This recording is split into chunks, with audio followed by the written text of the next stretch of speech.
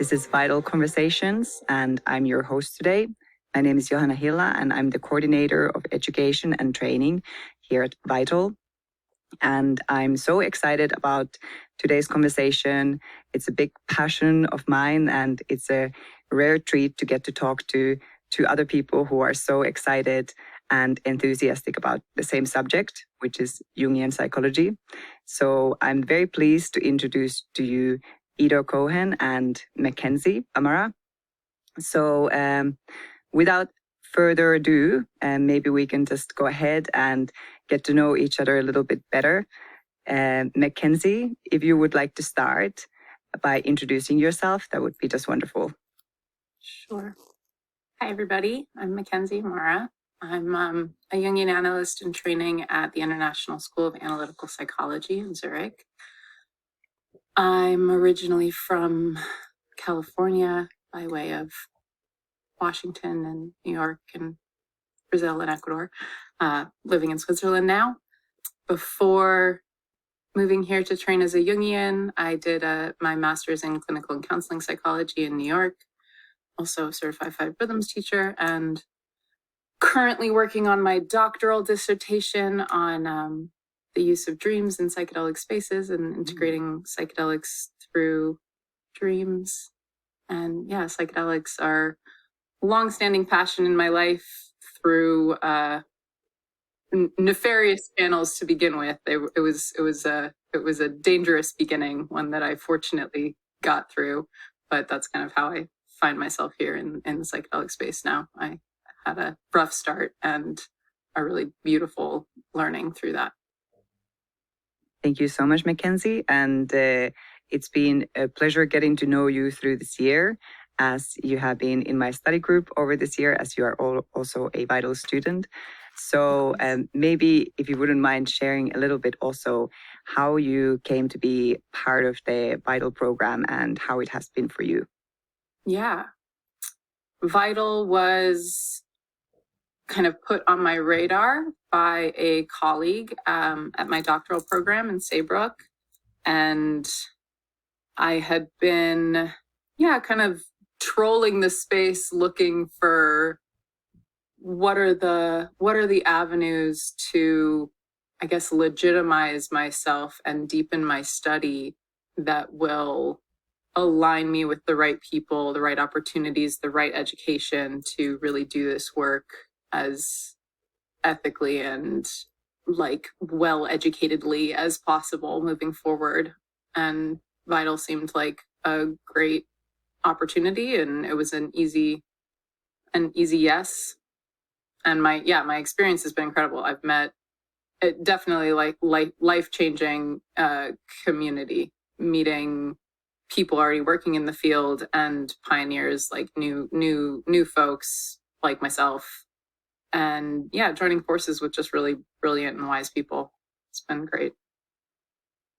Thank you so much. And I have learned so much from you during this year by just being in the same study group as you are, as it's been so valuable having you share about your experiences in Jungian analyst training and all of the insights that you've gotten from it. Specifically integration and really getting to the nuances of how do we take psychedelic experiences and turn them into long-term sustainable change as opposed to just peak experiences and all that comes with that. And obviously, and I think we're going to go to it when we get into Jung, which is how the personal serves the collective and how the collective serves the personal, which is a really important conversation. And I got here, I love collaborating with you, Psychedelics Today, my favorite education platform. I think the best education platform in psychedelics, period, right now. Looking forward to our conversation. Yeah, let's hope that we can carry over how the living and not just talking comes across, because I think that's the big bridge to cross. Like how do we actually come from the theoretical to the lived embodied experience? So our subject for today is Healing the Healer. Psychedelic training includes shadow work and inner healing. And I think this is such a juicy subject to dive into, because it really has such a fruitful point to start with from Jungian psychology, as so much of it is about looking at ourselves and the sides of ourselves that we also wouldn't want to really look at. But then also just the whole notion of the unconscious and the idea that, well, a lot of what we do and the way in we act is not really decided by our conscious mind.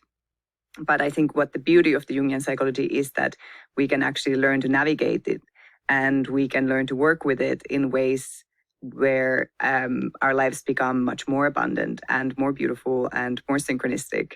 And I think for myself, having studied psychology in the past and been so disenchanted with the fact that there was no Jung taught during my undergraduate, that now that I get to be at Vital and talk to people about Jungian psychology and it's important for myself has been just so wonderful. So the first question that I would like to ask you is really a question that I'm always trying to answer myself. So now I'm just looking forward to hearing what your takes on this will be. And it is, why is Jungian psychology so relevant for integrating psychedelic experiences? And you can answer as briefly or as at length as you would like. Well, I'll start by saying I don't know why. I know that it is. That's like the most fundamental thing I can say. And I know that it is. I never intended to work in the psychedelic field. I thought that would be too cliche for a tattooed Californian to become a psychedelic psychotherapist, and being the Aquarian and counter revolutionary human that I am, I was like, no, can't buy into the cliches. And then it was like 2 years into analysis, more or less 18 months into my training analysis here. And I was sitting in analysis and I was talking about a dream, and I was like in the process of talking about this dream, like uncovering this like deep soul childhood stuff and like lifetime stuff. And I had this very, very lived visceral experience of being on LSD. I was like, oh, fuck, this is the same thing. The unconscious is the same, whether I'm dreaming it or tripping it or diving into it in myself in conversation and in the imaginal space. Wow. That's what Jung's talking about. That's what psychedelics are. And it was just this like 1 for 1, stars aligned, like, okay, that's why this is important, because what Jung frames is the same.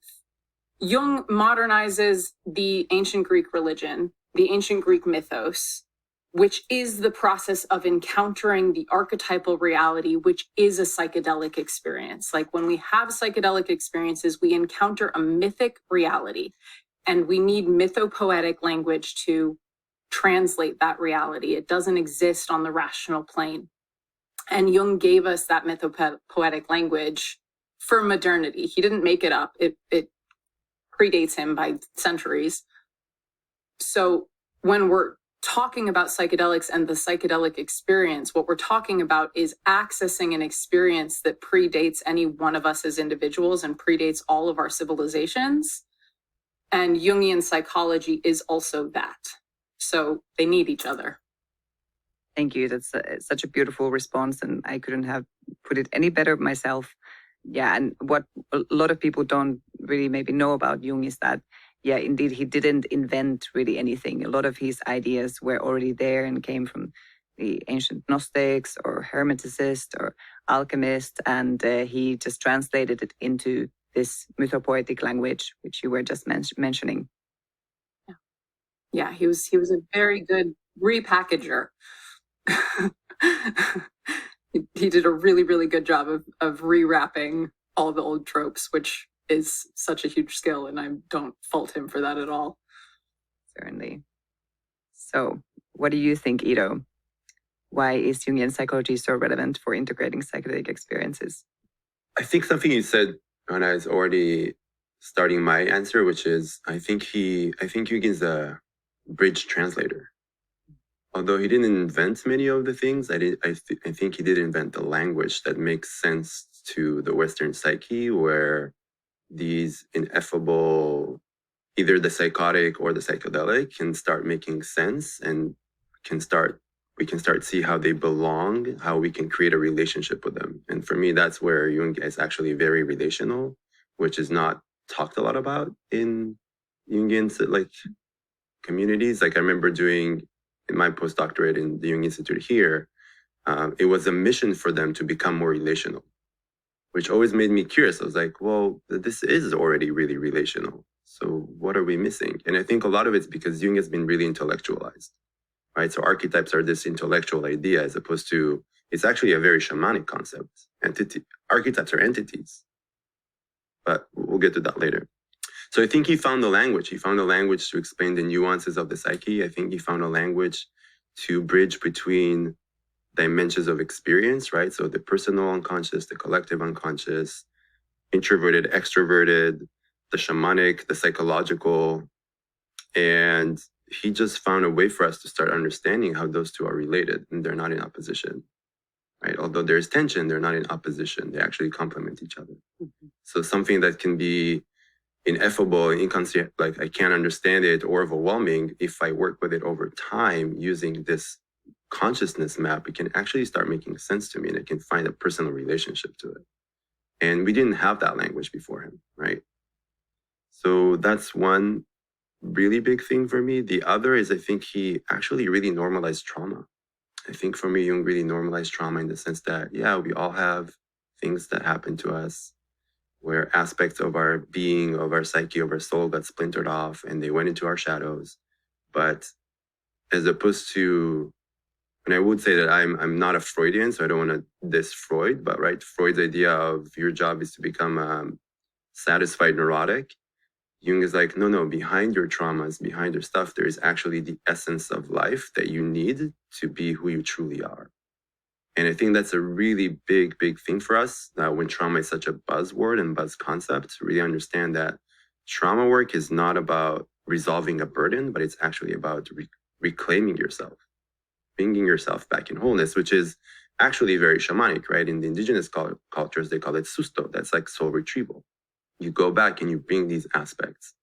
So if soul is like too of a triggering word, then you can say you bring aspects of your personality, you bring aspects of your psyche. Right? You bring aspects of yourself that have maybe kind of got left behind or frozen in time because of traumatic experiences or traumas that you've been through. And lastly, I think he really helped us integrate the psycho-spiritual as in the means of there is a transpersonal archetypal reality, like Mackenzie said. And it's not just a woo-woo thing. It's not like only in California or like isolated communities. And if you build a relationship with it, you can see that you are part of it. Right? One of my favorite Jung quotes is, bidden or unbidden, God is always present. Like whatever your conception of God is, that's committed. Right? But it's not just God here. It's not just God there. It's actually that it lives inside of you. Right? You have a direct link. We can talk about the ego self-access later, but you have a direct link. I want to jump in there because what you're saying about trauma, I think, is part of that direct link. You know, Jung's, I can't remember where he says this, but he says that every neurosis is an offended God. And I love that because it brings it. That's exactly this mythopoetic language, right? Like Hillman's line that mythology is the psychology of antiquity and psychology is the mythology of modernity. So mythology is the psychology of antiquity. That what that means is that the gods are aspects of the psyche, that we are seeing psychology, we are seeing the study of psyche in myth. And that's how psyche was handled, was in these stories. So if we talk about neurosis as being an individual psychological ailment, then we can understand how Jung would say it's an offended God. We've offended the mythical beings that govern our psyches, and we become neurotic in that offense. There's now an inner conflict. That's what a neurosis is. One part of me is in conflict with another, typically a conscious part in conflict with an unconscious part, and I become neurotic as a result. So the healing of trauma, Peter Levine's line that it's something to the effect of trauma is there was always an opportunity to find God in your trauma, that all traumas are like the unrealized God. And that piece of like, yeah, called or not called, God is there. And in healing trauma or in being with our traumas, we can understand the power and the infinity of pain, of love, of fear. And that's godly. Like, that's massive humbling, which is what a God does, right? It humbles you. But he also liberates you. Truly, yes. Yeah. Yeah. The realization, I think, of that can be liberating when integrated. Jung also mentions that mental illnesses of today can be thought of as gods. And it's almost in the format in which we've sort of made ourselves to be so structured and even put all of these different kinds of categories, such as in like DSM, about ways in which human soul operates. In that, I see that there's this kind of like, there's something mythological almost about that, like about the way in which we are trying to conceptualize psyche at the moment and how that would have looked like for somebody like Jung. And yes, indeed, he did mention that, in the future, it's like our mental illnesses are going to be operated as gods. Like we're going to be looking at them and thinking like, that is the deity that I worship. And if you think about the way in which people orient themselves towards their own, different types of mental disabilities now, I think there is really something profound there because, yeah, we're so lost. We don't have connection with that sort of mythological base or our collective unconscious. And I've always felt that is the big reason for why we feel the way we do as a society. But there's just that great discrepancy between the way in which most of psychology operates today. And that is why it's so interesting that psychedelics are now coming into the picture. And we're, in a certain way, we're trying to put it into the same narratives that we've had during the past 100 years, whereas they're not going to fit into that box. They really won't. No, and I think we attempt to squeeze them into that box at our own peril. Like, it's a very dangerous game to try and apply psychedelics the same way that we've been applying the Western medical model for treating psychological illness. We're going to do ourselves a grave injustice if we continue to do that. Not to get doomsday-y, but another thing that came up for me while you were talking, Ido, I was thinking about that notion of like how we indeed need to be so intimate with our own suffering, and how Jung had this understanding of the certain kind of beauty and that can come with understanding one's own trauma. And one of the things that I wanted to discuss is really this archetype of the healer and of wounded healer more specifically. So I would love for you both to just sort of say some words on how you think about the wounded healer or about the healer archetype in general. It's interesting because I've seen in the last week, Double Blind wrote a whole piece about that, or what makes a psychedelic therapist, and right, so what makes a healer. And then I saw two other big platforms like try to tackle that. I think even Psychedelics Today wrote something about that right now, like this week. So it seems like that archetype is really up. The more this world advances, I think for me, we need to start with actually looking in shamanic traditions. So if you think about Maria Sabina became who she became because she was hungry. She didn't have food, and she was scavenging for mushrooms in Mexico.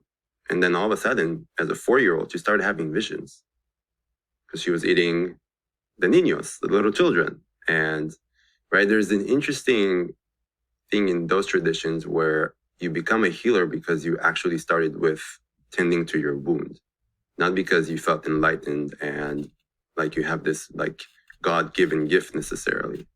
So in a way, I think most healers start from their wound. Like, how many therapists are out there, therapists, coaches are there because they were caretakers in their family, because they've been listed to become the caretakers, or had codependent relationships with their family because they needed to. I'm not saying all of us are that way, but some of us, or most of us, are that way.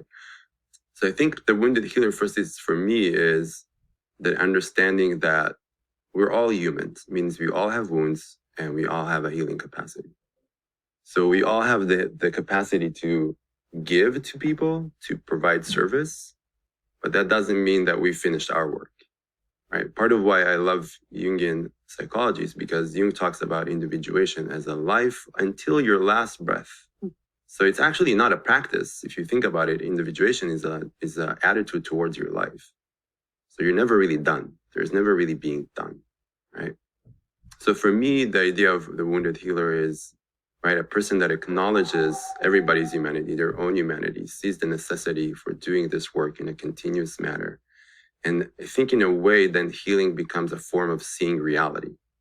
It's a way you interact with reality, right? And we can break down what healing actually means, because that word is thrown around, and what does it actually mean anymore? And is it a process? Is it an outcome? Who knows anymore? And there is something of, for me, in being a healer is a very deep sense of commitment. You have to, it's devotion, right? In Shipibo Kunibo lineage, for example, you have to train for at least 7 years before you serve anyone medicine. And we're talking rigorous training where you at least for 1 year sit alone in a tambo in the jungle, communicating with all these invisible forces and nature, and you have to survive. And right. And it's like, it's a devotion. You have to really go through the gates of initiation until you get to a place where like, okay, now you can really start working on your own and go out, and which I think is part of what I would do in translate to the Western wounded healer, which is we're trying to bypass a lot of that. So I just wrote a post about spiritual bypass, and the last pieces I wrote is it's the very wounded healer, which is people who have big psychedelic experiences or entheogenic experiences, and they get very inspired and they connect with this archetype. But this is where Jung is understanding complexes is really important, because inspiration and seeing your potential or being inspired to be of service does not automatically make you a healer. It's just the seed being planted inside the soil of your being. And from that moment, you're like, okay, I came out with that experience. What does that mean?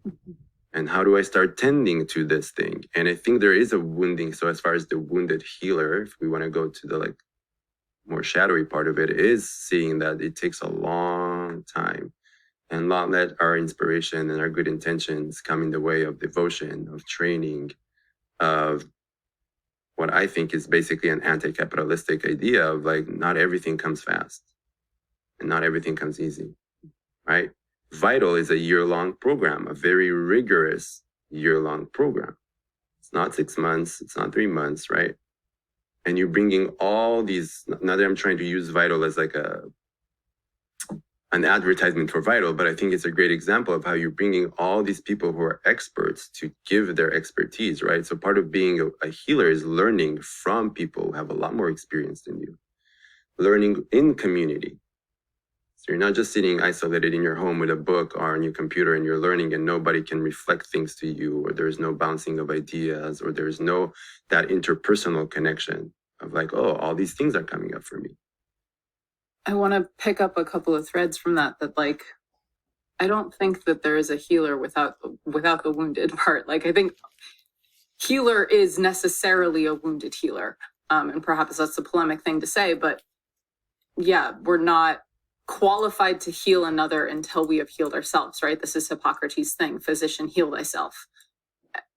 And part of why I think that's the case is because suffering and compassion are inextricably linked. We cannot have compassion unless we have suffered. And if we're going into being a healer under the auspices of, I have something that this wounded person doesn't, we've already created a power imbalance in which healing cannot happen. So the woundedness is necessary because now I'm your equal. I'm just as fucked up and just as human as you. I've made all the mistakes. I've seen all the shadow. I've fallen on my face again and again and again, and I'm still standing. And that's why I can help you. Not because I'm coming at you from a privileged place of better than, right? Like, compassion only exists between equals, and we can't heal without compassion. We can't see another person without compassion. So the unwounded healer, the person that's altruistically of service, that has not actually felt their pain, and that's all it means to be wounded. All of us are wounded, like you said, Ido. every single person is carrying wounds. That doesn't necessarily mean that you've suffered them, right? Jung has this whole thing about legitimate suffering, that we need to legitimately suffer in order to come to consciousness. There needs to be genuine pain in order to come to consciousness. And without that, if I just like give lip service to the trauma that I've lived through, but I don't actually feel it, then the humbling hasn't happened and I can't be your equal. I'm only ever always above you, better than you, because my intellect will always find a way to make me bigger, brighter, smarter, whatever, right? But like heart to heart, I need to be your equal if there's actually going to be a space that healing happens. And for that space, like, yeah, I need to just be human and flawed and wounded. And of course, like, we also can't be with people's pain if we're still running from our own. And I see this with Anna Lizan's, because the universe is a magical synchronistic place. I've had this experience more time. Like this is now the normal, where I will have some new heartbreak, some fresh grief, some like, and I'll like be in it. And then 3-4 clients that week will come to me like with that exact same thing. And like, that's always been true for them. And it's always been true for me. And we've been working together for months or years, but it wasn't conscious for me. And therefore it wasn't conscious for them. And now that I can hold it in myself, I can hold it with them and they can hold it in themselves. Like the depth of the room is the depth of the room. So the healer is the container in which the darkness can like come forward. And if we haven't dealt with our own pain and our own darkness, then somebody else's doesn't have safety to exist. I love that. I love that idea, Mackenzie, of the healer is the container. And I think that's where actually experience is important, in the sense that I don't know more than you, but if I went very deep inside of myself, if I trained rigorously, if I did my own experiences, and that doesn't mean that I've sat in 1,000 ayahuasca ceremonies, because I know people who sat in 300, but learned very little from them. Mm-hmm. But it provides this space where you can then feel consciously or unconsciously safe to let go. And then stuff can happen. Because someone has to, I'm Marianne Woodman fan, for those who don't know her. And she talks about the container all the time. She's like, someone always has to hold the container. Sometimes it's the therapist, sometimes it's the patient, sometimes it's God, sometimes it's someone else. But someone always has to hold for things to actually happen. Mm-hmm. And the other thing you're making me think about is maybe it is important for us to break down suffering. Anytime I talk about Donald Kalshed's book, Trauma in the Soul, which I think is a must for anyone who's in this world. And he communicates something that Freud kind of talked about, which is there is authentic suffering and there is neurotic suffering, right? Neurotic suffering is when we suffer something, but we stay in the same place. What does it mean? There is no new insight, there is no new information, there is no new sensation, there is no new process, right? So basically you're breaking your leg and you're just walking around with a broken leg. Authentic suffering is when you develop, like you're saying, relationship with that. Why am I hurting today? Oh, it's about my mother and my father. Okay, but why today? What is coming up today that this is coming up for me? Can I go deeper into this suffering? Can I understand it deeper? And I always say this, you can break your leg and keep it broken. You can break your leg and go into a cast. It's the same pain, but one is going to heal, the other is going to stay broken, right? So I think it's important that we don't glorify suffering. We're all suffering and we all move between the two, but that there is, again, this is the normalization of trauma for me. It's like, yes, we're all suffering and suffering is scary and shadow is scary and it can overwhelm us and it takes time.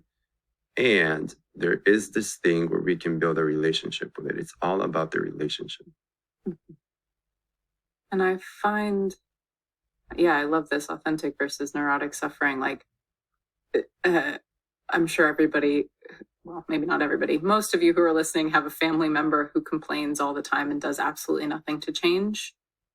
I see this a lot in couples work. There's usually one person in the dyad who is desperate for change and doing absolutely everything, all of the self-investigation, all of the attachment wounding stuff, all of the like behavioral interventions. And then the other one's like, this is just the way I am. And both of them are in an equal amount of pain, but one of them is neurotically suffering and one of them is trying to authentically suffer, trying to work through the suffering to make some change, right? And that's the neurosis. That's the like, I won't change because I don't know what's on the other side of this change, and it's easier to stay in the familiar even if I'm suffering. So I'll complain about it. I'll get people onto my team, but I'm not actually going to do the scary work of feeling and transforming, like the alchemical work, which I totally get. But it's incredibly common. And yeah, that's kind of this, like, you can have consciousness of being wounded without feeling the woundedness, right? And like, this is another thing that Marion Woodman talks so much about, is the loss of the feeling function in the West, that we have completely lost the ability to just be with the feeling, to just hold in the container of our body a sensation, a feeling, until it moves through us and transforms. And it will inevitably transform us. And that's kind of part of our resistance to it, I think, is intuitively we know, wow, if I let this feeling in, if I let this fear in, if I let this grief in, I'm going to emerge on the other side different shit. Absolutely. And, you know, I want to make sure that we're not, I think most of it is because, and Johanna, you talked to this, that we don't live in a culture that educates and prioritizes that. And most of us don't grow up in families where we get to be held in our suffering in a healthy, ongoing, consistent way. And that fuels this thing, right? So let alone capitalism, and I'm not dissing capitalism, there's a lot of beautiful things about it, but the shadow of it is like, move fast, instant coffee, right? That's the shadow of psychedelics. Okay, come on. 3 sessions, you can take a 1 weekend. without the trip now. Exactly. I was just talking about it yesterday with someone who I never heard of it, and I could see the face of horror, right? Or you can go in a weekend, or go into this, or here is this shortcut to end your suffering. What is behind this is despair. It's playing into human despair. We know that you're suffering, and here's the shortest way out of your suffering without you having to feel the pain. That doesn't exist. And that leads me to something there was in the questions, which is about what is actually shadow and what is shadow work. And maybe we can kind of slowly go into that, because having your symptom reduced is not the same thing as doing shadow work. And that's a big confusion in this world that we are talking about. Yeah, indeed. And especially when it comes to psychedelics. And I haven't yet read your article on spiritual bypassing, but I would absolutely love to, because I think a lot of people do have a lot of misconceptions around this notion of the shadow and what the shadow work really means. And can we really just like go get to know our shadow intimately by sitting in like 100 ayahuasca ceremonies, or should we maybe just like go visit our siblings instead? I mean, it's just like, I think the shadow just really like lives in places where people really don't anticipate it.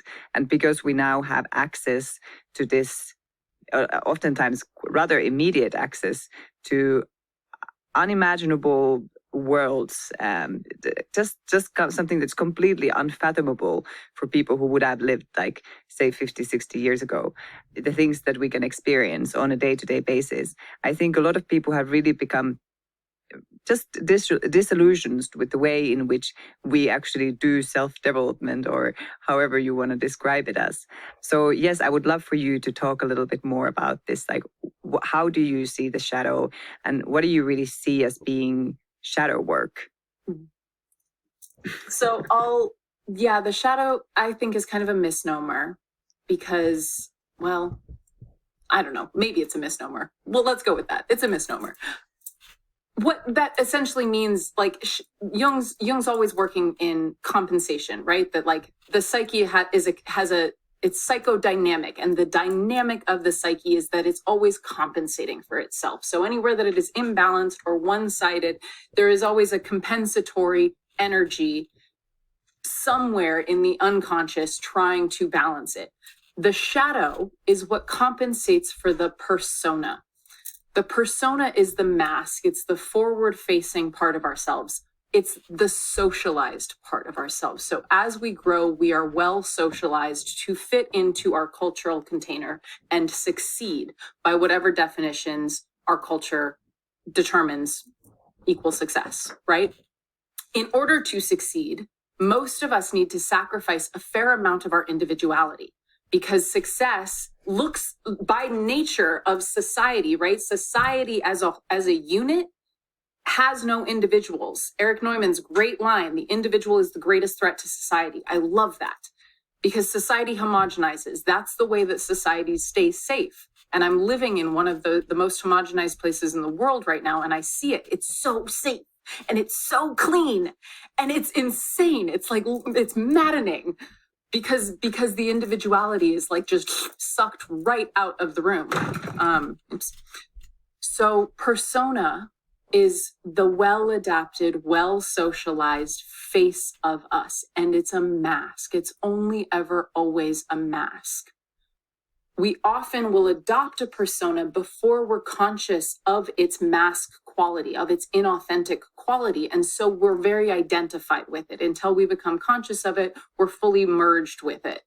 The shadow necessarily grows inside of us in the unconscious to compensate for this inauthentic part. So the shadow then becomes this incredible, thank God it exists, container for everything that is authentic and unique to us.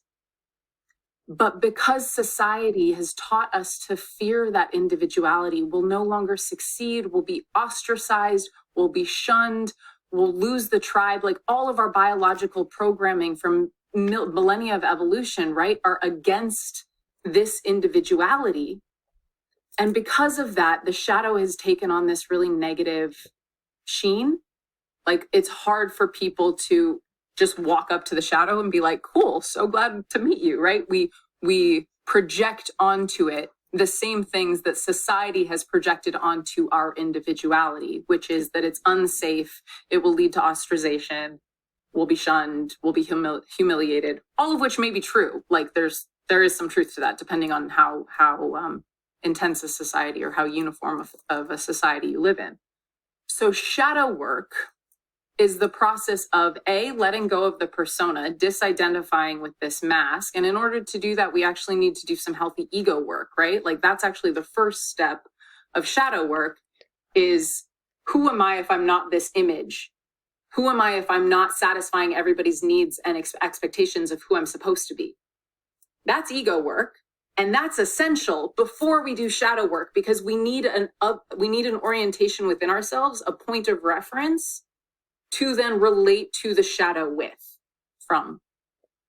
And then the shadow work is, wow, if I hadn't been socialized in this way, if I wasn't enculturated in this way, if I didn't have such a chip on my shoulder to do what daddy told me to do, if I didn't hate my mom so much, if I wasn't in competition with my sister so much, like whatever the inner society of family or the outer society was, who would I have been? What are the gifts, talents, strengths, fears, longings, desires, lusts that I repressed to hide my individuality from the world? So that's shadow work, I think. Amazing. So I guess I would want to break it down. I think, right, so for those who don't know Jung, right, so there's two levels to consciousness. And because Mackenzie just took us really deep inside. There is the personal and collective, right? Personal and conscious is all the things that are related to our personhood, right? So it can be the cultures I lived in, the society, my family, my interactions. And the way I understand shadow is everything that is out of the light of our consciousness. So like you said, Mackenzie, right? There is what we call in the Jungian world, negative shadow. And in the post-Jungian world, there is a golden shadow. So there's all of these things that you don't even know about yourself that are deeply authentic about you that is also lurking in the shadows, right? But they're blocked, they're unconscious, they're stuck because of certain things. So the personal shadow, right, is all of our traumas, our experiences, things that were shamed in us, things that were rejected in us, experiences of the collective we had, like a war, for example, and what it did to us. That's all, and it's too much to bear. I think that's where I want to really humanize it. It's too much to bear. Somatically, emotionally, psychologically, it's too much. So in a healthy way, what does the psyche do? It sends it to the unconscious. It's a healthy coping mechanism. Mhm. But what happens when we don't deal with it is that it becomes dissociation. It becomes symptoms. If we continuously feed the repression, right? And what does that mean? It means something comes up. I look at it. I literally did a session yesterday with someone who's preparing for an ayahuasca experience. And he was talking about having serious distrust and that it gives him this hypervigilance about work. So he's constantly preoccupied with work and it's disconnecting him from his partner. And it said, if we think about events that are related to distrust, what comes up for you? And he sat there and he's like, oh, my father left my mom when I was 21 in a day and it changed our life forever. And he said something so interesting. He's like, and he started laughing. I was like, what's going on? He's like, well, it was right here when you asked me, but I kept looking about, he literally did this. I kept looking for something else. That's a version of an ambivalent relationship with shadow. So, right. So you let something, like Mackenzie, you said, we let the feeling come up. We let the sensation come up and we are curious with it. We don't automatically try to do something with it. So that's the level of the personal. And then there's the collective unconscious, right? Greed, rage, racism, genocide, the shadow of capitalism, oppression. Toxic masculinity, toxic femininity. I was just about to say toxic masculinity, how we talk about women's bodies, what we do with, right? Like how we talk about masculinity and what does it mean to be a man? And what does it mean to be a woman? And all these layers and that are being perpetrated on all of us that we should think is who we are, or we should standard we should all strive for, right? So that's how the collective unconscious shows up, and then they're related, right? So if I go down the street and I constantly see commercials of, as a woman, of like, oh, you should be this type of size and you wear this type of thing and look like this, it leaks inside and it becomes my personal shadow. And then you can start, right? In big examples, it's like then eating disorders start or can start, body dysmorphia, low self-esteem, right? All these things. But yeah, and I really appreciate that you brought healthy ego, because I think that's really important. There is this desire, I think, in the psychedelic community to kill your ego, murder your ego. And I want to talk about it in a minute. But so for me, there is shadow encounter, which is I am seeing something for the first time. Oh my God, here's this trauma. Or, oh my God, I thought I was supposed to be a businessman, but actually I want to be a first grade teacher because it gives me fulfillment, all right? Whatever shade that has, or something that you know, but you re-encounter in an experience. And you can feel it, you can sense it in your body, you can have a vision about it, you can interact with an archetype, whatever that looks like. But that's just first encounter. Shadow work for me is you build an ongoing relationship with it. You let your body sense it after the experience. You let your feelings come up. You let your mind tell you the story of like, oh, right? So let's use this example from yesterday. When we started talking about his father leaving, there was a whole story there that fuels a very, very alive anxiety about in the present, but it leaks into my work life, right? Letting the story tell itself. So that's shadow work for me. Then that's the relational piece, right? That means about I have to develop a relationship. And if I want to go deeper, I'll go to Mackenzie and she will help me develop an even deeper relationship. Mm-hmm. And why is that important? Because it means that then Mackenzie, let's say I grew up with a very, very neglectful, when not critical mother, at some point, Mackenzie will become that mother. And I get to work on it in the moment, not as an intellectual concept, right? So this is where archetypes come to life, and this is where possessions happen. So I'm going to be the child, and Mackenzie's going to be my mom, and we get to work on it in the moment. Yeah, and that, you know, that's the psychology of the transference, right? And that's a lot of what an analytical container is attempting to elicit is some kind of transference dynamic where the pattern can be healed by being interrupted because the human relationship element changes, that I am not the neglectful mother. I'm Mac, I'm me, and I'm going to relate to you as me. And you get to have that experience of feeling neglected for a moment because of the machinations of your own mind, realizing, oh my God, this is all in my head, dropping down underneath it and coming to the human relationship with fresh eyes. And that process takes the time that it takes. But I wanted to to the cultural shadow thing. This is such a phenomenal, I don't know, we're in a really interesting moment right now. We're always in an interesting moment with cultural shadow. When is the shadow not totally fascinating?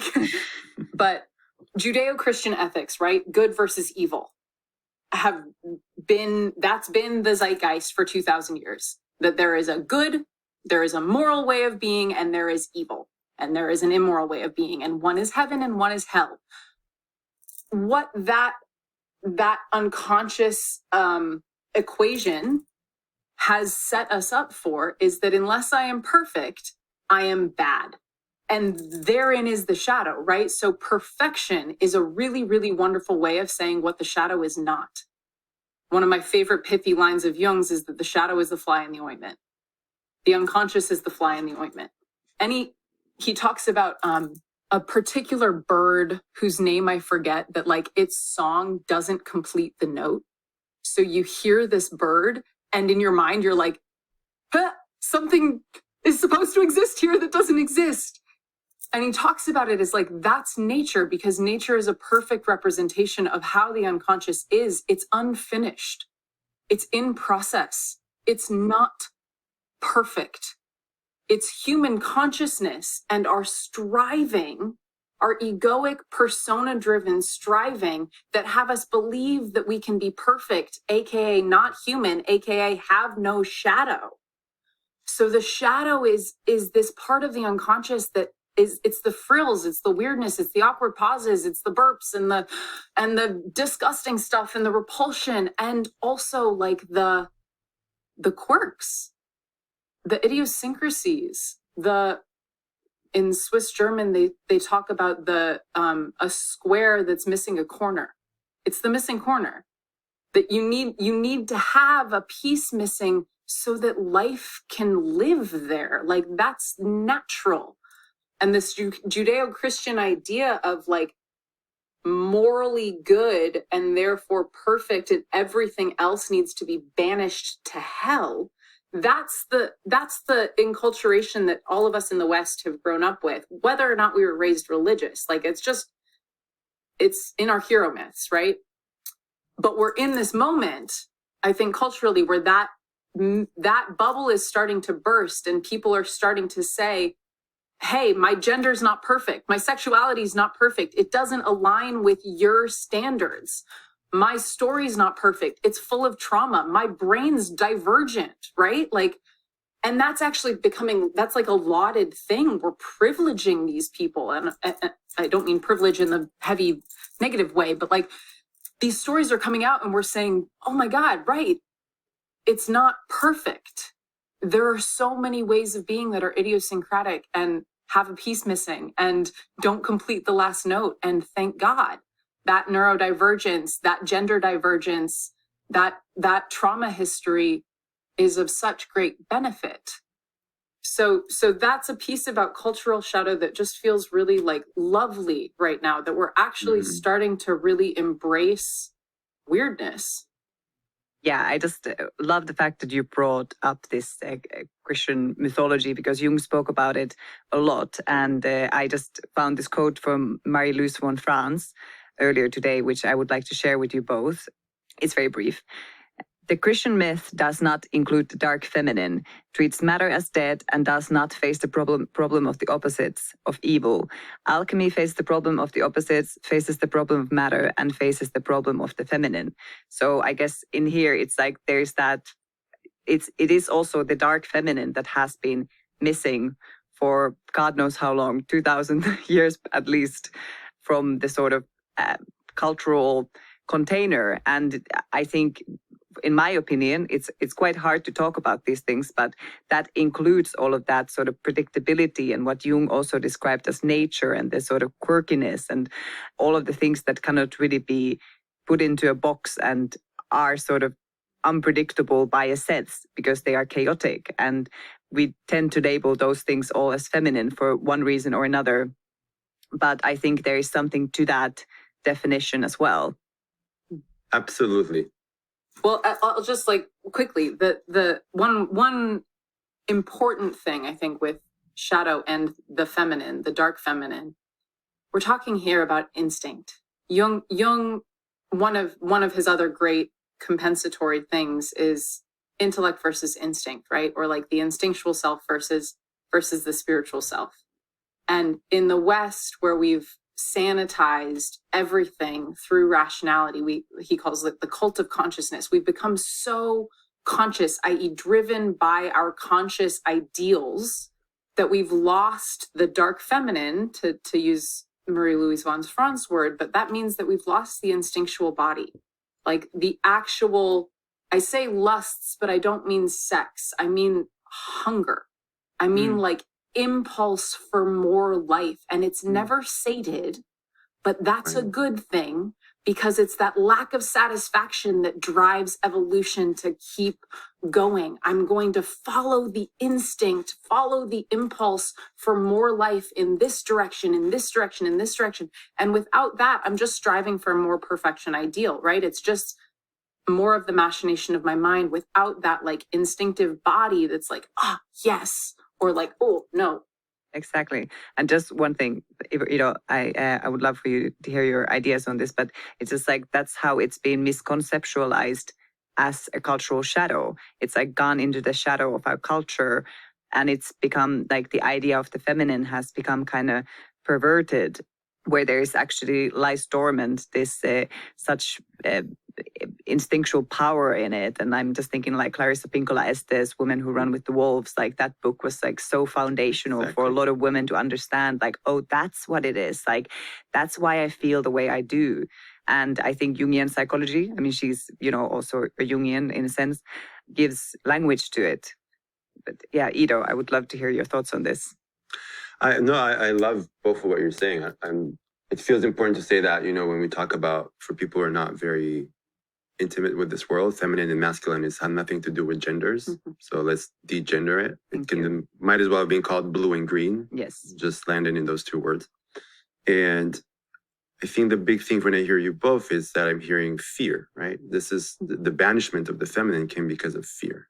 And because of fear of what Mackenzie was saying, which is feminine is, for me, as I understand it, is a process. It has no goal. You can't put it in a box. It's the ongoing spiral that is life, where we keep doing things over and over, right? Like what brings people a lot to psychedelics, or there's an interesting phenomenon in ketamine where people come. I've heard a lot of ketamine providers say, people come to me and the first thing they say is, I tried everything, nothing is working, right? What is that? It's suffering. So but it's also behind it, there is this idea of the masculine, which is, well, you got something that's going to get me to my goal. All of them come out disappointed because they realize, they might have new insight. They're like, oh, this is going to take me years to unpack. There is no escaping this thing. There's only going down, deeper, down and down and down and down. And it brings the question of how much that punishing God, as I call it, that you were talking about, Mackenzie, which is, I humanize it for myself in my work as we all have an inner critic. That's the embodiment of the punishing God. Everybody has an inner critic that they inherited from something or from someone. That's the humanized version of the punishing God, and how much that instills fear in us and then banishes the feminine. I can't be messy, right? I work now with a bunch of men who were bred to be good American boys. Like that's their archetype. And the word we keep using is what it would like to be messy. Can you make a mistake? Is it okay to not be perfect? And the intolerable, here's the feminine, the intolerable feelings that even that idea brings up in them. What are you talking about, me connecting with the messy, like the feminine? That's tolerable. Like, what will happen to me? But that's the whole thing about masculinity and how that's been banished from men inside of men. But what I do want to bring up, I'm going to have my own agenda, which is how is that related to this concept of ego death? And I think it is related. I think it's related to this idea that this, what I would call a masculine idea, that the ego is our source of suffering. If I can kill it, I will never suffer again, right? So it gets confused with enlightenment. And I think that's Jungian ideas are really great because as I understand it, and Mackenzie and Johanna, please jump in, is the ego is nothing more than your synthesizer. It's the thing that takes information and synthesizes it. So it's the thing that actually helps you wake up in the morning and brush your teeth. Because you've learned that you have to wake up in the morning and brush your teeth. If not, your teeth will fall out, right? And somehow, somewhere in history, it became the source of all evil. And the psychedelic renaissance is playing right into that trap. Ego death, ego death. And I'm going to say something, and that's my personal opinion. People who are listening, some of them will like it, some of them not. That's a false myth that is rooted in despair and avoidance of being human. There is no ego death. You can have ego disidentification. You can release the center of your consciousness from their ego, but you will never kill your ego, and you shouldn't want to kill your ego. If you're going to kill your ego, who's going to be home to integrate? Where are you going to take all these beautiful experiences? Who's going to synthesize them and alchemize them for you? And how much that is a way in which we're banishing the feminine, which is process, which is, yes, being in my body and suffering, because there is also so much beauty in suffering. Because if you can't be in your body to suffer, you're not going to be in your body and experience love. And they work together. I worked with a man who came from he was from Bosnia, and he came to me after he had an LSD experience. And he said, listen, it's the first time in my life that I have felt fear. He said, I grew up next to bombs. I've had people hold guns to my head. I had to jump out of planes and do extreme sports just to feel anything. 3 sessions afterwards, he came and he's like, as he was going back from the States to Bosnia, he said, I have to tell you something really weird. I was like, sure, what's happening?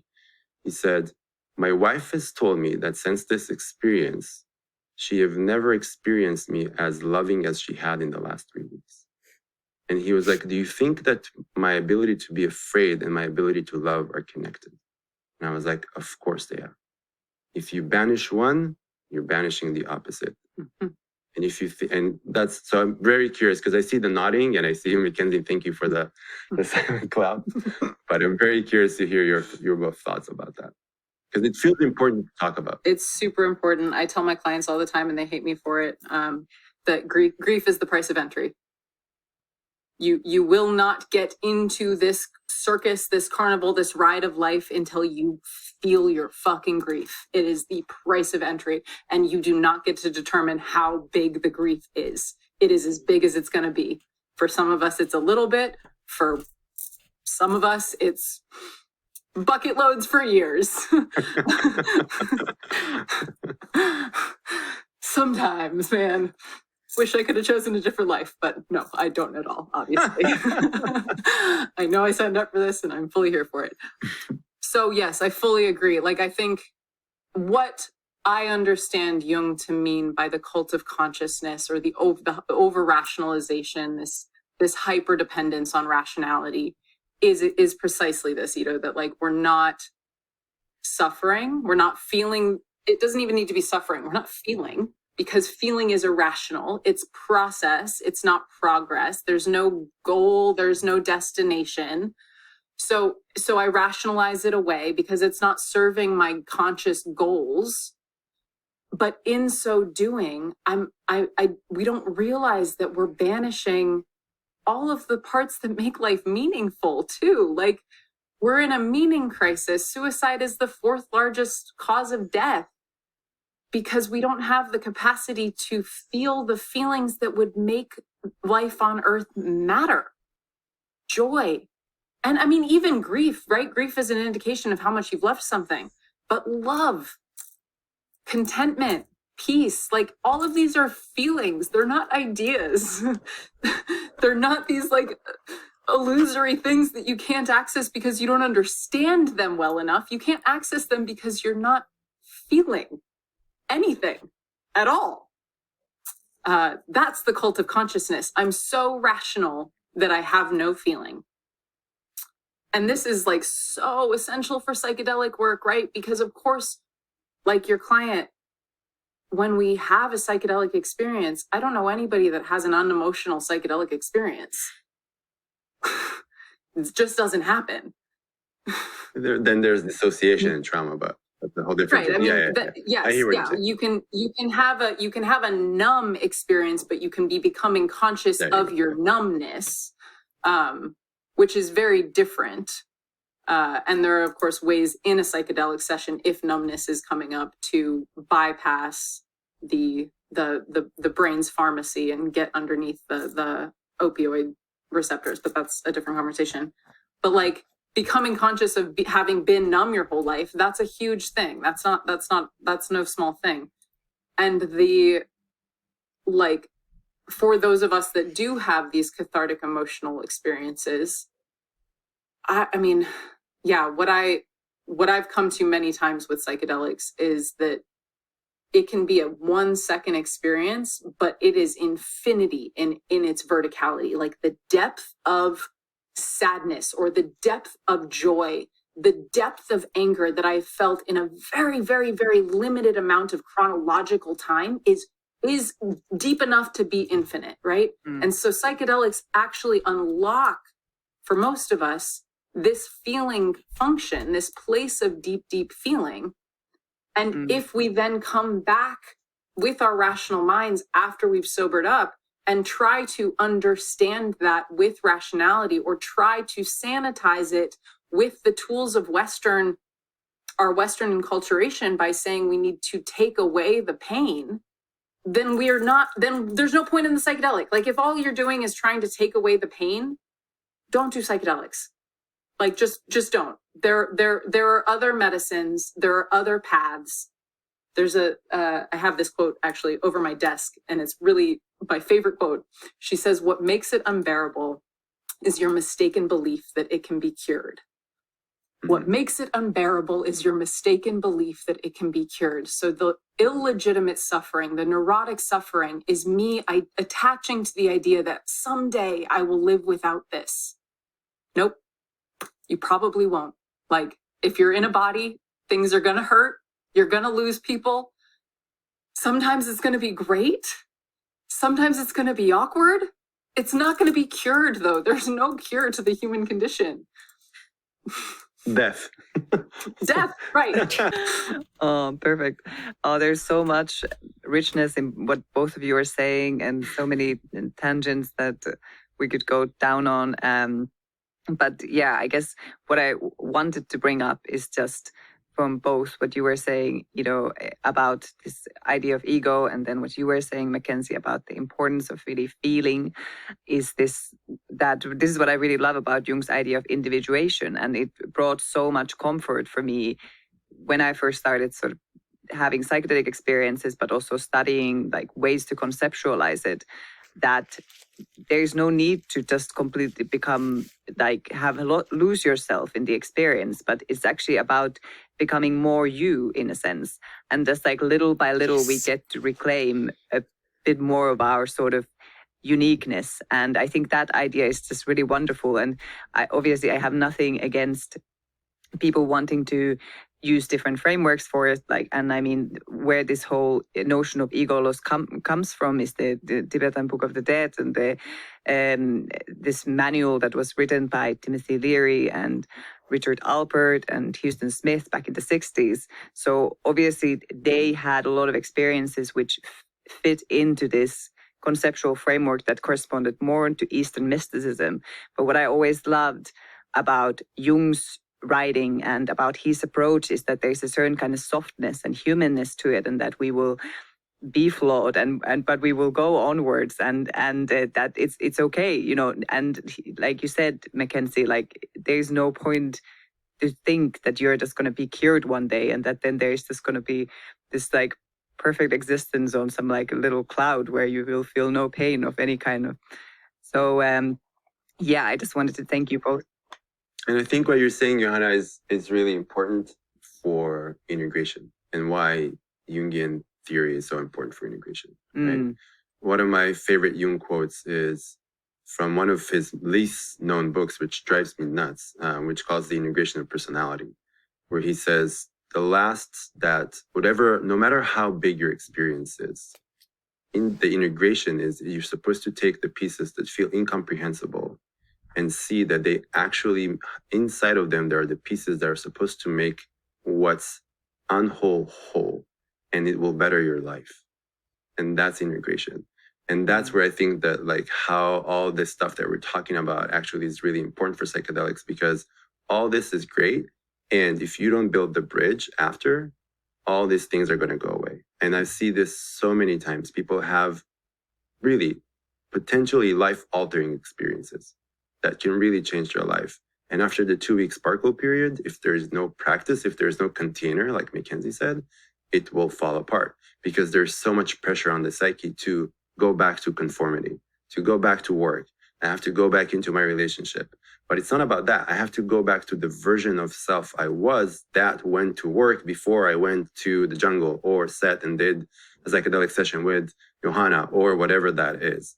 And without container, so the container is both therapy, right? It's also community. So like integration circles, it's your friends who are into this.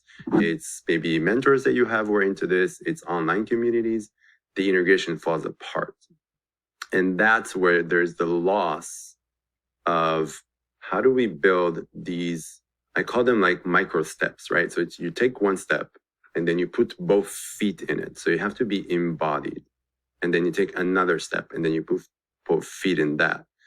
And integration is not just, I separate it from myself, that integration is not just tools. Yeah, you can journal from now until 3 days in a row. But if you're not actually in your process, if you're not bringing your experience to the moment and you're journaling, you're just writing words. Mm-hmm.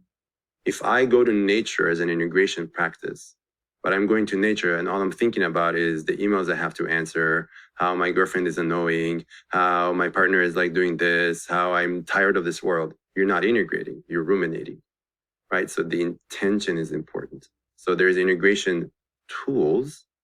And I think where Jung is really good, or Jungian is really good, is the internal, the more introverted experience, which is, like we've been saying, the feelings. That's our big theme of today. But also our sensations. What sensations did you have in your experience? What happens if you re-embody them? I just did a thing that's why I'm curious about your dissertation. I just did a thing, I'm doing this series for a group about how we use dreams that are coming up as people are doing long plant diets. And we just did a whole thing about working with the body. And we had an incredible session where people are like, I don't know about this. And we just had them bring a sensation or a posture from their dream. And a whole universe exploded. So that's how Jungian psychology is actually really applicable. And of course, archetypal world. Oh, great. You were swallowed by a serpent on your journey. Wonderful. Okay, what is this serpent? How did it feel to be in interaction with this serpent? Right? What are your serpent associations? And then just the beginning, and then opening it up and amplifying it, and go hang out with a bunch of snakes and touch them and feel them if you want to take it to the next level. But I want to point out that like all of these exercises that you're talking about here, and like these ways of being with unconscious content that emerges, like requires a healthy ego. To come back to your question that Absolutely. I didn't address around like ego death, the way that we talk about ego in the psychoanalytic framework is that ego is the vantage point. It's my Archimedean point for me. That doesn't mean that it's not essential for me to sometimes not stand at that vantage point, right? I need to get outside of myself, see myself from the outside. And that's maybe what the ego death experience offers, is that if I become too rigid, too calcified in my perspective, too separate in my relationship to other, because that's the other thing that the ego is, right? For me to exist, there needs to be an other. So it necessitates separation.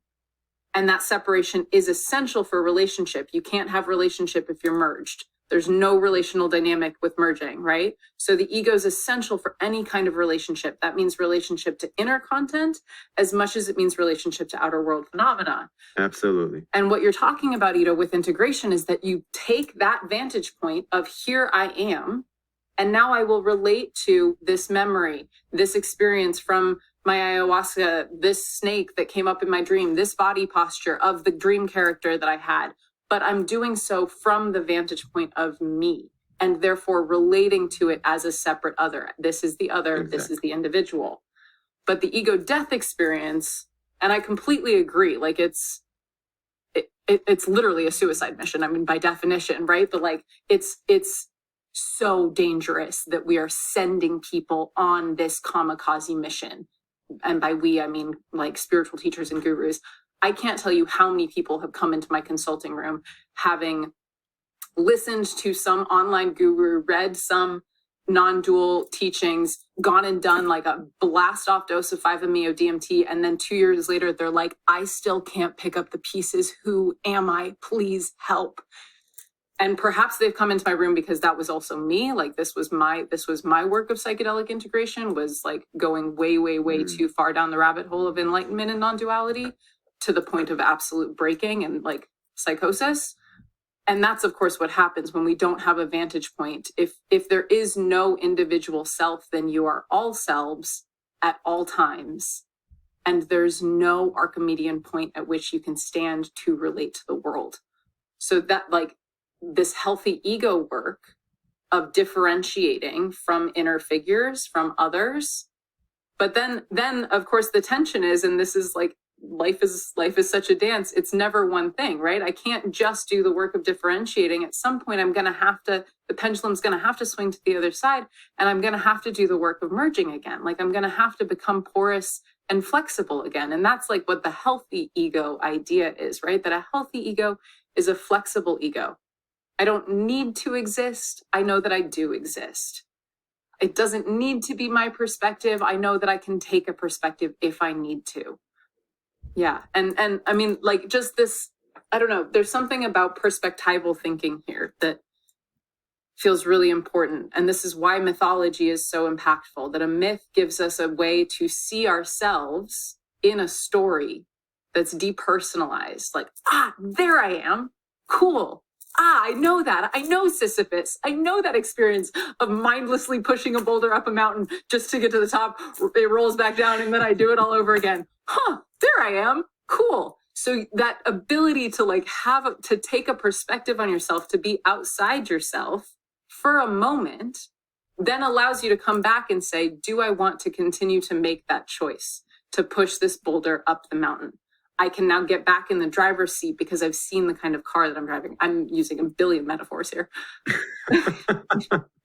And psychedelics are that. Psychedelics are the opportunity to like get outside of oneself far enough that then I can come back and say, do I consciously want to choose to continue to be the way that I've seen that I am? Or do I want to like use my power, my influence over myself to make different choices? Wow. Well, yeah, thank you so much, Mackenzie. I think that's, you hit the nail on the head there for sure. So I think we're going to have to start closing up in a little bit. I think we have already gone past what we were initially thinking, and it's really that hard. was obvious that was going to happen. It was kind of obvious. And also it's kind of funny because we didn't even, when I said in the beginning when we started, I was like, we have to get to the dreams. Like we have to be able to talk about the dreams. And well, here we are now, but maybe this is just a sign that we should do another one of these and really dedicate some more time for it. Because this has been so much fun. And I also feel like I've learned so much just during this hour of together, and it's so nourishing to come together with you two and share these different perspectives that come from the same source. But I feel like it really just enriches my own thinking, and yeah, it's just been really lovely. So I would just like to ask you both if you would like to have anything to close for today before we wrap up the session. So any thoughts or anything that still comes to mind before we close? I have a 3-liner on dreams, because you brought it up, but I'm not going to open up that conversation. When I was doing my study in Peru, I was in Nire Rao. And one morning after a session, there was an integration circle, and the 2 main shamans were like really bickering with each other. And being the Israeli that I am, I asked the translator, I was like, what's going on? He's like, oh, this guy dreamt about this guy and they're trying to figure it out. So obviously my nerd, Jungian nerd dream was like, oh, okay, this is an opportunity. I was like, what do they think about dreams? And he asked the main shaman, who was Ricardo, and his answer was a meditation. He's like, dream world, ayahuasca world, same world. That's it. That was the answer. Mm-hmm. Which I've been trying to, which for me on a resonance intuition level, I was like, yeah, of course, it's just a validation. But I've been unpacking that over and over through the years. So to think, right, those are just 2 vehicles to get to the same place. Yeah. And what does that mean for us about our dreams? Let alone what Mackenzie is studying, which is dreams that are related to psychedelics. Well, I mean, the ancient Greek word for the place that was visited at night and the place that was visited when you went to the Eleusinian temples and took LSD was the underworld. It was the same world. They did not differentiate.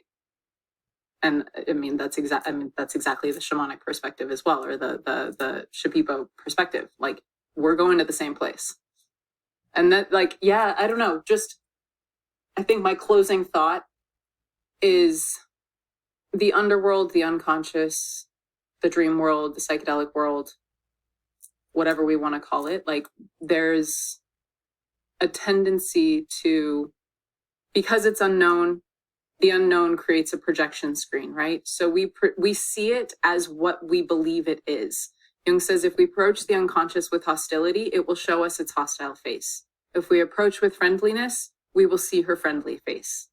And this is so much about set and setting and psychedelics, but like, I tend to make a big show of the big, scary, powerful aspect of the psyche and of psychedelic work, because it is big and scary and powerful and it grips me and I can't help it. But also, like, it's really important to recognize that we've been enculturated and socialized to be afraid of this. That fear is not because it's scary. So, like, when we come into psychedelic work, when we come into dream work, if there is fear there, that doesn't necessarily mean that it needs to be feared. And there's some aspect of, like, I can approach this with curiosity and openness and put a friendly face on, put a, wow, thank you for being here. Like, my shadow, thank you for holding all of my uniqueness for all of these years that I couldn't bear it. Like, thank you. That's awesome. You did that for me, right? So we can actually enter into the relationship with the underworld from a place of, I'm so glad you're here, instead of projecting our fear of what the unknown contains. Absolutely. And I'm going to add that to my concluding. Thank you, Mackenzie. And 2 things. One is to jump on what you said, which is the way we relate to psychedelics is how we relate to everything. And people don't understand that yet. Psychedelics are a mirror to your inner relational world. What you do with your experience after is probably how you relate to other things inside of you and in how you relate to the world. So if one word that I want to emphasize is relationships. Build a relationship with your practice. And like any relationship, the more attention, time, care, love you put, and curiosity, which is one of my favorite words ever, you put into it, it will blossom. If you reject it, if you negate it, if you avoid it, it will look a certain way. And the second word is integration. We can do probably like a 6-hour thing about that and just start scratching the surface. But if there is really, I can't speak enough about how important it is for people, for all of us to understand that the next frontier of psychedelics will be the research of integration, the research and application. Because right now it's like the neglected child on the way to making it legal. But eventually it will become the child that we need to nurture and we need to make grow. So invest in your integration, research your integration, search for places that can offer you that container that Mackenzie was talking about to really take your experience to the next level to create long-term change.